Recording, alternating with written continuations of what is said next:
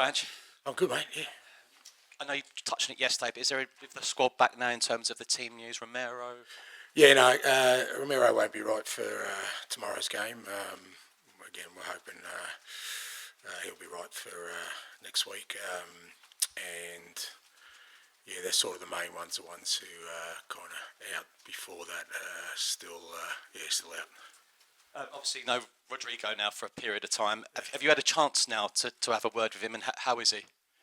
Yeah, I spoke to him briefly now. He only got in late yesterday, so today was the first day I saw him. He's accepted all along that he's going to take whatever penalty comes his way, and at the same time, like I said yesterday, for us it's about now trying to support him through that process, and hopefully get through it, and once the ban's over, get him to be ready to contribute. Obviously, you've just told me about the defenders out, Mickey and Romero. Pep Guardiola's just announced they've got 5 or 6 players back tomorrow, 3 defenders back as well. And he's just obviously signed a new deal. It's although they've had 4 defeats, it could be a really tough one this tomorrow night. Oh, it's always tough, yeah. I mean, you're playing City at their place. They've got a pretty imposing record there. I mean, I think the 4 losses have all been away from home. So, but irrespective, it's always a great test, and great challenge for us for sure, to go there and see whether we can disrupt things again, and hopefully put some pressure on them. But we know it's never an easy task, and great that Pep's re-signed. I think he's fantastic for the Premier League, and keeps setting the standard, which is great for all of us trying to mow him down. Hi, Ange. Good afternoon. Good seeing you again. You managed to beat Pep and City a few weeks ago in the League Cup. Overall, when you look at Pep's career at Barcelona, Bayern and Man City, how do you think Pep managed to revolutionize football as we know it? I think in many sort of varied and different ways. One is just through a sustained excellence. I mean, it's not easy to win, in different countries, and I know that he's been at big clubs, but again, as we've seen recently, that's not necessarily transferable to winning things all the time. You still got to do it. So he's maintained a ridiculous level of excellence. The way his team plays, they're always sort of challenging, every opponent they face, and just his energy to maintain that for so long, I think has been outstanding. Look, he'll go down as one of the greats already, but I guess the indication that he's re-signed probably means there's more to come. I can imagine at the beginning of the season you had a certain image, a certain vision of where you will be at this stage of the season. How far do you think you are from where you're hoping you will be mid-November-ish? Yeah, it's kind of mixed, because I think we're definitely a better side than we were last year, which is what you're looking for first, to progress as a football team. And within that context, a lot of our players have also developed more, but obviously the results haven't reflected that, which is a major part of what you do. You want to sort of improve your standing within the game, and we certainly, our results haven't reflected that. But I'm still very, very sort of bullish and positive about our progress as a team, and we just got to push on from where we are now to get that consistency that I think will then reflect in sort of more positive results. When you're going through a difficult, challenging period, how important is it to rely on your leaders in the dressing room to make sure that they block all the noise from outside and make sure everyone's united and ready for the task ahead? Yeah, that's very important. I think in every dressing room, I think your leaders, both in difficult times, but also in good times, that you kind of ignore the noise on both fronts, and certainly with us, it's part of our growth. I think the leadership within the group is continually getting challenged with these moments we have where we kind of have a drop off in performance, and they're the first ones to kind of look at what they can do differently. But within that, I think you get growth, and not just with guys like Sonny and Romero matters, these guys, but I think Decky's growing all the time. He's captain of Sweden now. We've got Ben's captain of Wales. We've got Biss, captain of Mali. So we've got some leaders in there. It's about now them, like you said, making sure that the dressing room maintains its focus.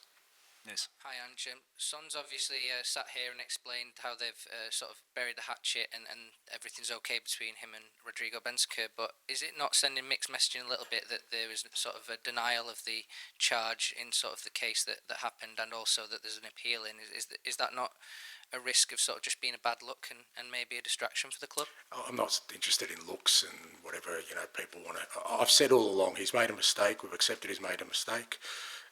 We'll accept whatever penalty comes our way. We believe, the first one was, a little bit harsh, so we've appealed that, which I think is our right. That's the whole process.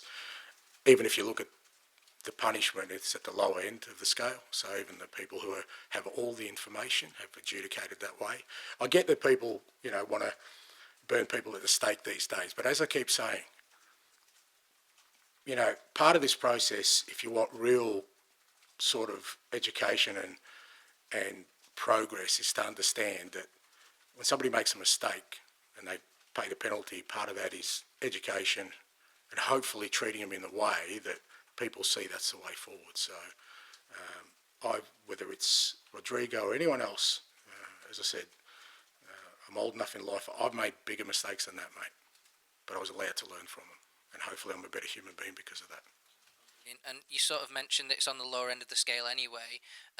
Sort of maybe from the outside it looks like what's the point, because you can only probably chip off one game because 6 is the minimum for this kind of charge. Is it really worth it for just to maybe take one game off and he can play against Liverpool in a? Couldn't care less who he's playing against, but yeah, it's worth it because that's what we feel, and we still have a judicial process. That's why appeals are there.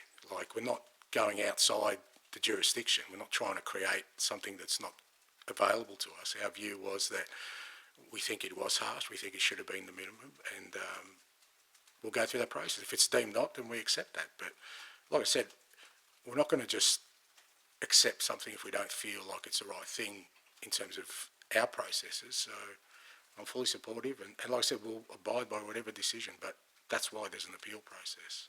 And obviously this was a long time coming, and you were expecting a sort of decision one way or another anyway. And Ben Davies also spoke about it and said internally it's sort of not a topic that's been discussed. But is that sort of your view as well? Is it sort of internally you've moved on and you're training ahead of this game, and this issue cropping up's not affected your week at all?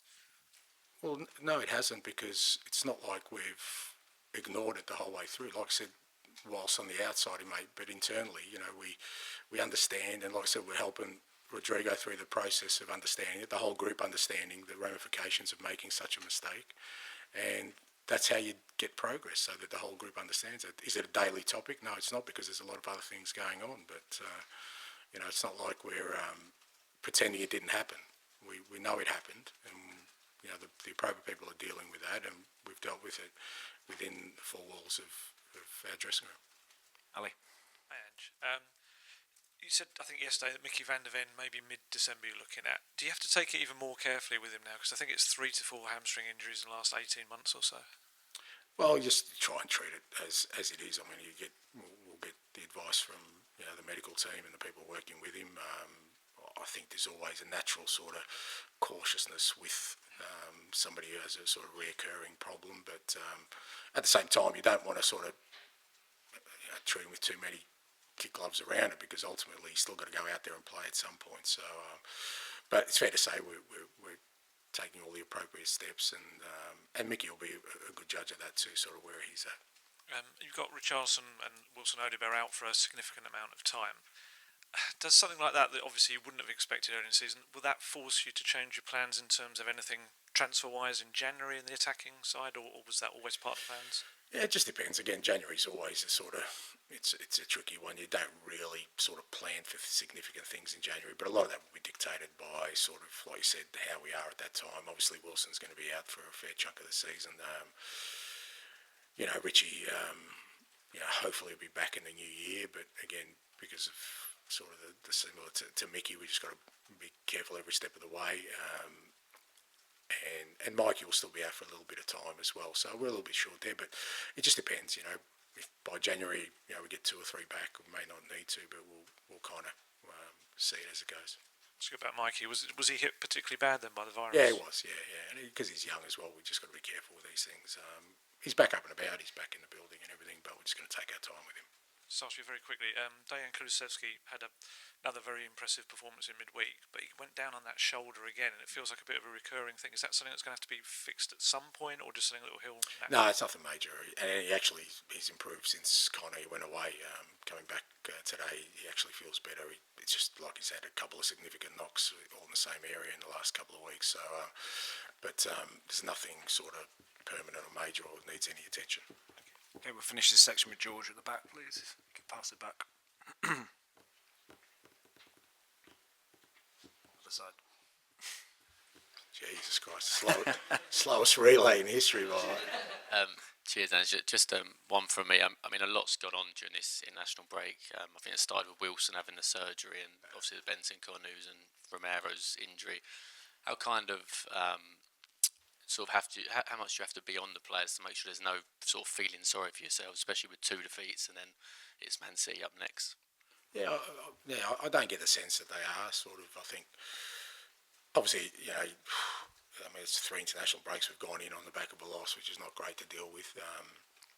But you can see with the way they've sort of performed at international level, they all sort of made really significant impacts. Most of the guys who went away had really good. So I think that helps sort of their mindset. They've moved on quickly, and really important when they come back here that again we kind of move on pretty quickly. Understand we've still got to do our review, and we did that, and sort of look back and the areas we need to be better. But I don't get the sense that the lads are sort of down in the dumps in any way. I think there's a determination there to get it sort of back to the level we need to be, and also get a consistency around that.